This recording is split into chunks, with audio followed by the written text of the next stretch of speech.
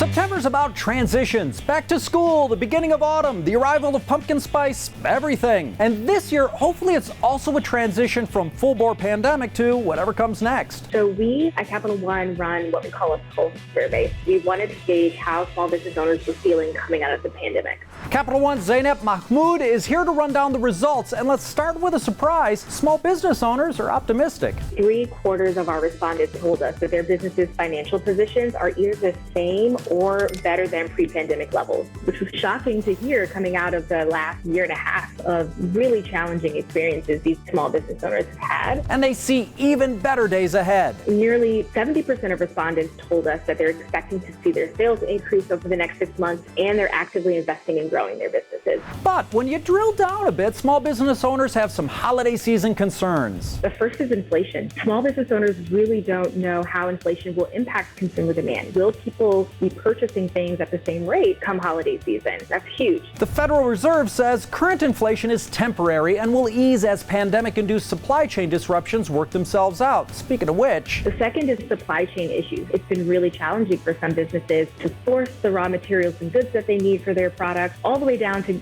shipping delays that they've experienced with their customers. Staffing up might help, but small business owners are really looking to hire, and it's been quite challenging to do so over the last few months. And if they can't hire seasonal staff, that could really impact their sales forecast. Capital One's Pulse survey also revealed that the pandemic hit minority-owned businesses harder. Between February and April of 2020, the number of active Black-owned businesses dropped by over 40%. So don't go it alone. There are specific organizations that provide guidance and resources and educational tools for them, one of which is the Association for Enterprise Opportunity. Finally, in addition to the pandemic, we've seen high-profile social justice movements. You've probably seen Black Lives Matter stickers in the windows of businesses, rainbow flags, equal signs, ASPCA stickers. So Capital One asked, should small businesses take public stands on issues? The respondents to our survey were split down the middle, with literally 50% of respondents saying that small business owners really just don't have a place in these conversations, and the other 50% thinking that small business owners actually have influence, have a voice, and should leverage it to really speak up and support some of these movements. So which half is right? Of the businesses that chose to publicly support some of the movements last year, the majority of them